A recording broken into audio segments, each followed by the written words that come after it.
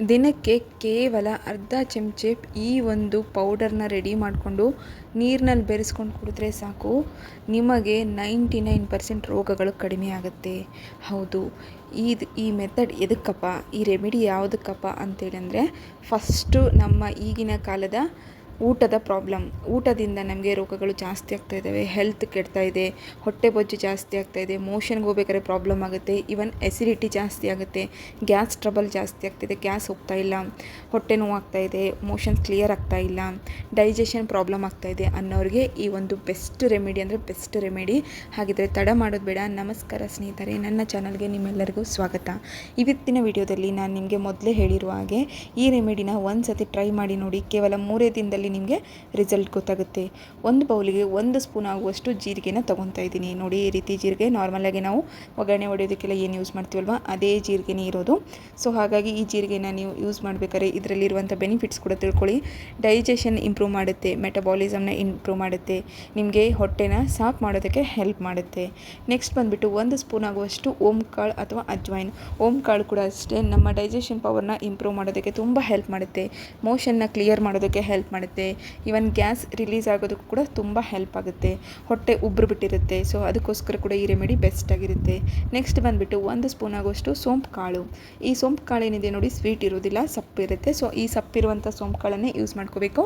ನಾರ್ಮಲಾಗಿ ನೀವು ಯಾವುದೇ ಸ್ಟೋರಿಗೆ ಹೋಗಿ ಕೇಳಿದ್ರು, ಜನರಲ್ ಸ್ಟೋರ್, ಕಿರಾಣಿ ಸ್ಟೋರಿಗೆ ಹೋಗಿ ಕೇಳಿದರೆ ಕೊಡ್ತಾರೆ. ಈಗ ಈ 3 ಪದಾರ್ಥಗಳನ್ನು, 3 ಒಂದು ಕಾಳುಗಳನ್ನೇನಿದ್ದಾವೆ ನೋಡಿ, ಈ ಒಂದು ಕೆಬ್ಬಿಣದ ಹಂಚಿನ ಮೇಲ್ಗಡೆನೆ ಬಿಸಿ ಮಾಡ್ಕೋಬೇಕು, ಕಾಯಿಸ್ಕೋಬೇಕಾಗುತ್ತೆ. ಇದರಿಂದ ನಮ್ಗೆ ಸಿಗೋವಂಥ ಬೆನಿಫಿಟ್ಸ್ ನಿಮ್ಗೆ ಆಲ್ರೆಡಿ ಹೇಳಿದ್ದೀನಿ. ಹೊಟ್ಟೆ ಉಬ್ಬರ ಬಂತು ಅಂದರೆ ಹೊಟ್ಟೆನ ಗ್ಯಾಸ್ ಜಾಸ್ತಿ ಆಗಿಬಿಡುತ್ತೆ, ಹೊರಗಡೆ ಗ್ಯಾಸ್ ಹೋಗ್ತಾ ಇಲ್ಲ, ಹೊಟ್ಟೆ ಒಳಗಡೆ ಇರುವಂಥ ಗ್ಯಾಸ್ ಹೋಗ್ತಾ ಇಲ್ಲ, ಡೈಜೆಷನ್ ಪವರ್ ಚೆನ್ನಾಗಿಲ್ಲ, ಪ್ರತಿಯೊಂದು ಪ್ರಾಬ್ಲಮ್ಗೂ ಕೂಡ ನಮ್ಮ ಹೊಟ್ಟೆಯ ಸಮಸ್ಯೆ, ಹೊಟ್ಟೆಯಿಂದನೇ ನಮಗೆ ರೋಗಗಳು ಸ್ಟಾರ್ಟ್ ಆಗೋದು. ಸೊ ಹಾಗಾಗಿ ಫಸ್ಟು ನಮ್ಮ ಹೊಟ್ಟೆನ ಕ್ಲಿಯರ್ ಮಾಡ್ಕೋಬೇಕು.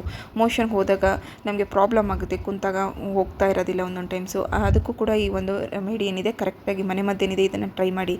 ನೀಟಾಗಿ ರೋಸ್ಟ್ ಮಾಡ್ಕೊಳ್ಳಿ ಸ್ನೇಹಿತರೆ. ಇದರಲ್ಲಿ ಯಾವುದೇ ರೀತಿಯಾದಂಥ ಎಣ್ಣೆ, ತುಪ್ಪ ಏನನ್ನು ಕೂಡ ಬಳಸಬಾರ್ದು. ಡ್ರೈ ರೋಸ್ಟ್ ಮಾಡಬೇಕು. ಎಷ್ಟೊತ್ತಾಗುತ್ತೋ ಅಷ್ಟೊತ್ತು ಕ್ರಿಸ್ಪಿ ಆಗೋವರೆಗೂ ಇದನ್ನು ಸಣ್ಣ ಫ್ಲೇಮ್ನಲ್ಲಿ ಇಟ್ಕೊಂಡು ರೋಸ್ಟ್ ಮಾಡ್ಕೊಳ್ಳಿ. ನೋಡಿ, ಇವಾಗ ಕಲರ್ ಚೇಂಜ್ ಆಗೋಕ್ಕೆ ಸ್ಟಾರ್ಟ್ ಆಗಿದೆ, ಹೊಗೆ ಬಿಡೋಕ್ಕೆ ಸ್ಟಾರ್ಟ್ ಆಗಿದೆ. ಈ ಒಂದು ಪರಿಮಳದಿಂದನೇ ನಿಮಗೆ ಗೊತ್ತಾಗ್ಬಿಡುತ್ತೆ ಇದು ರೋಸ್ಟ್ ಆಗಿದೆಯೋ ಇಲ್ಲ ಅಂತೇಳಿ.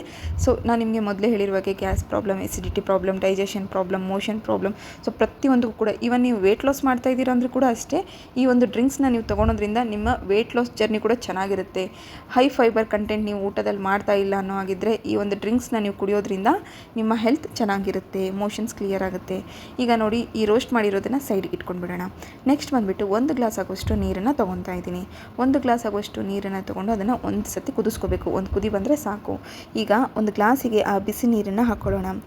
ಎಷ್ಟೇ ಜೋತು ಬಿದ್ದ ಹೊಟ್ಟೆ ಇದ್ದರೂ ಕೂಡ ಅದು ಕೂಡ ಕರಗುತ್ತೆ. ನೋಡಿ, ಅಷ್ಟು ಈಸಿಯಾಗಿರುವಂಥ ರೆಮಿಡಿ, ತುಂಬ ಸಮಯ ತೊಗೊಳೋದಿಲ್ಲ, ಮನೆಯಲ್ಲಿರುವಂಥದ್ದೇ, ದಿನನಿತ್ಯದಲ್ಲಿ ಕುಡಿಯೋದ್ರಿಂದ ನಿಮ್ಗೆ ಯಾವುದೇ ರೀತಿಯಾದಂಥ ಪ್ರಾಬ್ಲಮ್ ಆಗೋದಿಲ್ಲ. ಜೀರಿಗೆ ತಂಪು, ಈ ಅಜ್ವೈನ್ ಹೀಟು, ಹಾಗೆ ಸೋಂಪು ಕಾಳು ಕೂಡ ತಂಪು.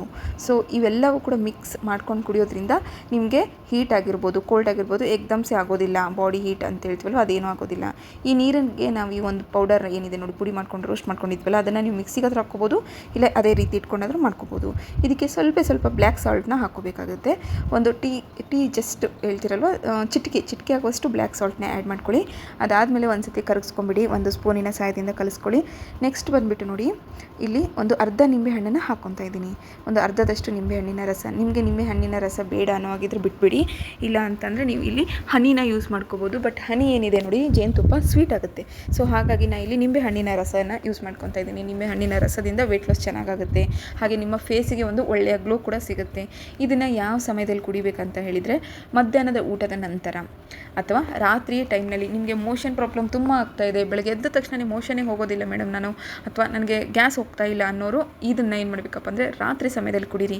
ವೇಟ್ ಲಾಸಿಗೆ ಅಥವಾ ನಮಗೆ ಊಟ ಜಾಸ್ತಿ ಹಸಿವಿದೆ, ಜಗ್ಗೆ ಹಸಿವಾಗ್ತಾಯಿದೆ, ನನಗೆ ಊಟನ ಕಂಟ್ರೋಲ್ ಮಾಡೋಕ್ಕಾಗ್ತಾ ಇಲ್ಲ ಅನ್ನೋರು ಇದನ್ನು ನೀವು ಮಧ್ಯಾಹ್ನ ಕುಡೀರಿ. ಸೊ ರಾತ್ರಿ ಹೊತ್ತಿಗೆ ಏನಾಗುತ್ತೆ, ಊಟ ಕಂಟ್ರೋಲಿಗೆ ಬರುತ್ತೆ. ನೈಟ್ ಟೈಮ್ನಲ್ಲಿ ಇದನ್ನು ಕುಡಿಯೋದ್ರಿಂದ ದಿನಕ್ಕೆ 1 ಸತಿ ಕುಡಿಬೇಕು, ಅದು ನಿಮಗೆ ಬಿಟ್ಟಿದ್ದು. ಮಾರ್ನಿಂಗ್ ಮಾತ್ರ ಕುಡಿಯೋಕ್ಕೆ ಹೋಗಬೇಡಿ, ನೈಟ್ ಅಥವಾ ಆಫ್ಟರ್ನೂನ್ ಇದನ್ನು ತೊಗೋಬೇಕಾಗುತ್ತೆ. ನೆಕ್ಸ್ಟ್ ಬಂದುಬಿಟ್ಟು ನೋಡಿ, ನಾವು ಟ್ರಾವೆಲಿಂಗ್ ಮಾಡೋರು ಅಥವಾ ನಾವು ಡ್ಯೂಟಿಗೆ ಹೋಗೋರು, ಜಾಬಿಗೆ ಹೋಗೋರು, ನಮಗೆ ಈ ರೀತಿ ಎಲ್ಲ ನೀರನ್ನು ಬಿಸಿನೀರು ಮಾಡ್ಕೊಂಡು ಕುಡಿಯೋಕ್ಕೆ ಆಗೋದಿಲ್ಲ ಆಗೋದಿಲ್ಲ ಅನ್ನೋರು ಜಾಬಿಗೆಲ್ಲ ಹೋಗ್ತಾ ಇರ್ತಾರೆ ಅಂಥವ್ರು ಏನು ಮಾಡಬೇಕಂದ್ರೆ ಮಧ್ಯಾಹ್ನ ಊಟ ಆಗಿದ ತಕ್ಷಣ ಇದನ್ನು ಒಂದು ಕಂಟೈನರ್ನಲ್ಲಿ ಬಾಕ್ಸ್ ಕಂಟೈನರ್ನಲ್ಲಿ ಹಾಕೊಂಡು ಹೋಗ್ಬಿಡಿ.